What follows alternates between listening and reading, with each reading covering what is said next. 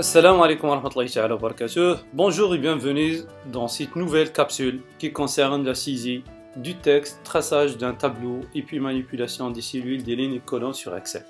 Avant de commencer, on aime bien spécifier notre orientation de feuille, c'est-à-dire le travail qu'on va faire. Est-ce que c'est un travail de gauche vers la droite? Le français, l'anglais, donc c'est du latin. Sinon, si notre travail concerne la langue arabe, ben là, il faut y aller à l'onglet mise en page et puis choisir une feuille de droite à gauche. Comme ça, quand vous voyez là, l'orientation est changée maintenant et on peut commencer de la droite vers la gauche. On va voir par la suite pourquoi cette option est indispensable avant de commencer votre travail. Vu que l'exercice qu'on va faire aujourd'hui, c'est un exercice en français, je bascule vers l'orientation de gauche vers la droite. Un simple exercice qu'on va essayer de faire ensemble pour mieux comprendre et connaître quelques fonctionnalités de base pour la saisie et pour la mise en forme d'un tableau. Je commence par la saisie des jours, donc on va essayer de faire un emploi du temps. Je commence ici par un lundi. En utilisant la coupe incrémentielle, je cherche le petit point ici. Je clique, je maintiens le bouton gauche enfoncé et je glisse jusqu'au samedi par exemple. Et là, je commence aussi une saisie 08-10 et puis 10-12 et puis 14 par exemple -16 et puis 16-18. Il y a un petit problème là. Toujours Excel est fait ce qu'on appelle une reconnaissance de contenu. Et là, comme vous voyez, elle a essayé de convertir le 08/10 vers le 8 octobre. Pour demander à Excel de ne pas faire ce qu'on appelle une reconnaissance automatique de contenu, avant de commencer votre saisie, il faut y aller à accueil et puis personnaliser là et on va dire à Excel comme quoi c'est du texte. Et là, je peux écrire 08-10 et ça reste sous la forme de saisie. Sinon, pour ne pas y aller à chaque fois à accueil et puis nombre et là on va chercher texte, vous pouvez commencer votre saisie par apostrophe. Et là, je peux écrire comme ça. Donc l'apostrophe, c'est comme si on demande à Excel de ne pas interpréter la saisie qu'on vient de faire. La sélection, elle est simple. Je clique à l'intérieur et je peux y aller vers la droite. Tout ce que vous voyez maintenant encadré en vert, c'est la plage sélectionnée. Donc, ça se voit comme quoi j'ai commencé à partir de la cellule blanche. Cette cellule, elle fait partie de la sélection et il nous donne une indication sur la cellule de départ. Ça, c'est ma cellule de départ. Je peux sélectionner jusqu'au là. Toujours la sélection, il est en diagonale. Je commence par celle-ci et je peux y aller vers la droite. Je commence de là et je peux y aller vers le haut. Ça se voit, c'est en diagonale, hein, toujours. La cellule blanche, il vous donne une indication sur la première cellule que vous avez sélectionnée pour cette sélection. Je peux sélectionner comme ça des plages de données. Je peux sélectionner comme je veux à l'aide toujours de la souris pour faire ce qu'on appelle une sélection multiple. Il suffit de cliquer sur la touche contrôle et comme ça, je peux sélectionner plusieurs cellules, plusieurs plages et là, je peux appliquer une seule opération, ou bien une seule fonction, ou bien, je ne sais pas, une modification de contenu, de taille de police, couleur de police, type, tout ce que vous voulez, une seule fois sur l'ensemble de ma sélection. Pour désélectionner, il suffit de cliquer sur une autre cellule à l'extérieur. Pour sélectionner, cette fois-ci, une ligne, je peux cliquer comme ça, et je sélectionne, toujours à l'aide de la souris, je peux cliquer comme ça, je peux sélectionner plusieurs lignes, voilà. Pour sélectionner une colonne, je peux cliquer sur la colonne E, la G, la B, ou bien de faire une multiple sélection de colonnes de B à H. Pour sélectionner cette fois-ci à l'aide du clavier. À l'aide du clavier, il faut se positionner au départ ou bien à la fin de votre plage que vous voulez sélectionner. Je clique sur Shift et puis CTRL et la flèche vers le sens d'orientation. Cette fois-ci, c'est la flèche gauche. Pour cette plage, je suis au début. C'est CTRL Shift toujours et puis la flèche vers le bas. Comme ça, j'arrive à sélectionner.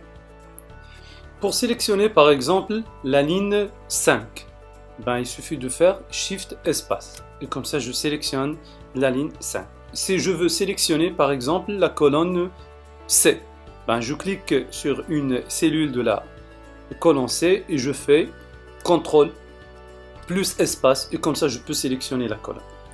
Pourquoi on sélectionne des lignes, des colonnes ou bien des cellules? C'est pour appliquer une option ou bien une opération une seule fois sur un ensemble de cellules. Un exemple simple. Je peux sélectionner ces cellules, je peux changer type d'écriture, je peux choisir sensation, voilà, et puis ça c'est pour changer type d'écriture, ici c'est pour changer la taille d'écriture par exemple, je peux choisir 14, ça c'est pour mettre du texte en gras, je peux utiliser la combinaison CTRL G, ça c'est pour mettre la saisie en italique et aussi je peux utiliser la combinaison CTRL I, ça c'est pour souligner, c'est CTRL U. Donc là, pour appliquer les mêmes opérations sur les jours, il y a une autre méthode, c'est de recopier les propriétés ou bien reproduire les propriétés. En sélectionnant une cellule source, je clique sur l'icône, celui-là, reproduire la mise en forme, je clique et puis je peux appliquer sur ces cellules. Je clique, je maintiens le bouton gauche toujours enfoncé et je glisse vers le bas. Et comme ça, je viens d'appliquer les mêmes opérations sur ces cellules-là. Là, nous avons un tout petit problème, c'est qu'il y a un débordement de texte par rapport à la largeur de ma colonne. Je peux cliquer entre A et B et je peux augmenter la largeur de cette colonne. Il y a une autre méthode pour ajuster la largeur selon le contenu. Parfois, il est possible que nous avons une cellule vraiment juste en bas, qu'on n'arrive pas à la voir, mais je dois ajuster la largeur de ma colonne selon aussi le contenu de cette cellule. Il suffit de faire double-clic là. Et comme ça, j'ajuste la largeur de ma colonne selon le contenu de l'ensemble de ces cellules.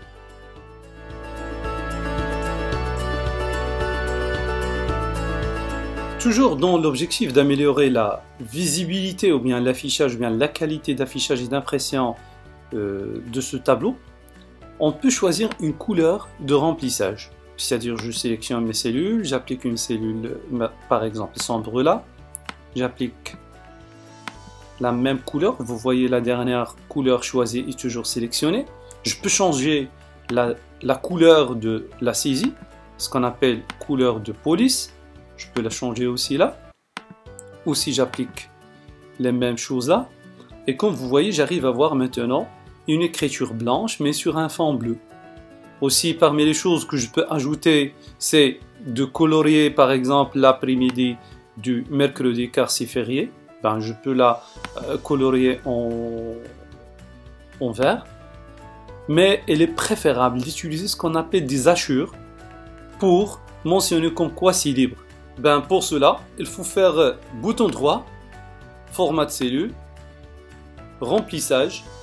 J'enlève la couleur d'arrière-plan, la couleur de remplissage. Je vais choisir une couleur pour notre motif, par exemple toujours le vert. Et puis un style de motif, je peux choisir celui-là, rayure, diagonale, fine. Et puis, OK, et voilà. Donc ça a l'air comme quoi c'est libre. Parmi aussi les choses qu'on peut ajouter, c'est d'écrire ici heure et jour. Je peux écrire heure. Pour revenir à la ligne, il faut faire Alt Entrée. Et là, je peux écrire jour. Tout ce qu'il me reste, c'est d'insérer quelques espaces avant heure pour qu'elle soit à côté de la ligne où il y a les heures. Autre chose que je dois faire, c'est de rendre ces écritures en 14 et puis en police, sensation et je valide. Comme vous voyez, je viens de modifier la taille, je dois élargir un tout petit peu la colonne pour qu'elle accepte l'ensemble des deux saisies.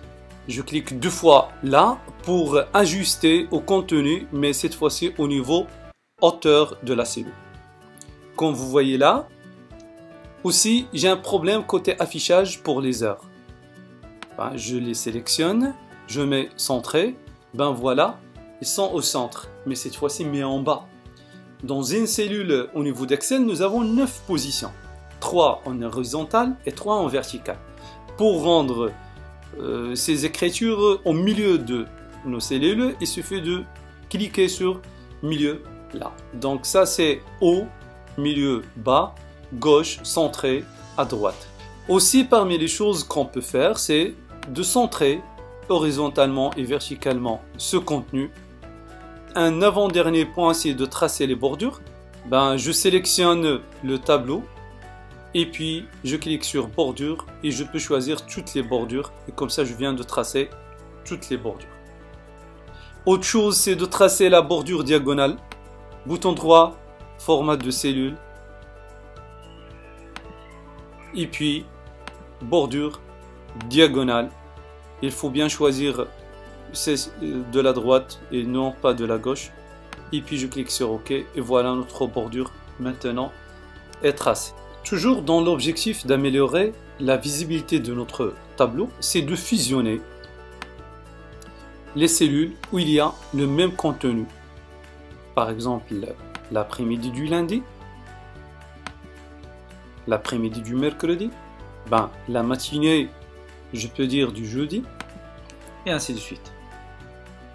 Pour compléter le tableau, je peux utiliser des copier-coller, des CTRL-C, CTRL-V, CTRL-C, CTRL-V. À l'aide de la souris, je peux maintenir la touche CTRL. Vous voyez, une fois que je clique sur CTRL, je vois un plus à côté de ma souris qui me permet de copier ce contenu comme ça pour plusieurs choix. Si je sélectionne et je me déplace vers la bordure, vous voyez le plus. Si je clique tirer, glisser vers un autre endroit, là c'est déplacé. C'est pas copier-coller, mais c'est déplacé. Autre chose, c'est d'élargir un tout petit peu ce contenu. La largeur de notre colonne E. Pour appliquer la même largeur sur l'ensemble des colonnes, il faut sélectionner l'ensemble des colonnes et je peux modifier la largeur d'une seule et comme ça cette largeur sera appliquée sur l'ensemble des colonnes sélectionnées. Aussi parmi les choses que je peux faire, c'est de modifier la hauteur des 6 lignes qu'on a là. Il suffit de sélectionner les 6 et en modifiant la hauteur d'une seule, cette nouvelle hauteur sera appliquée sur l'ensemble des lignes sélectionnées. Aussi, je dois rendre ces écritures au milieu. J'ai oublié de mettre celui-là en gras. Et à la fin, je peux tracer une bordure épaisse à l'extérieur. C'est pour plus ou moins délimiter notre table. C'est tout pour aujourd'hui. Je vous remercie pour votre attention. Si vous avez des questions ou bien des problèmes en relation avec cet épisode, n'hésitez pas à les poser en commentaire. À la prochaine.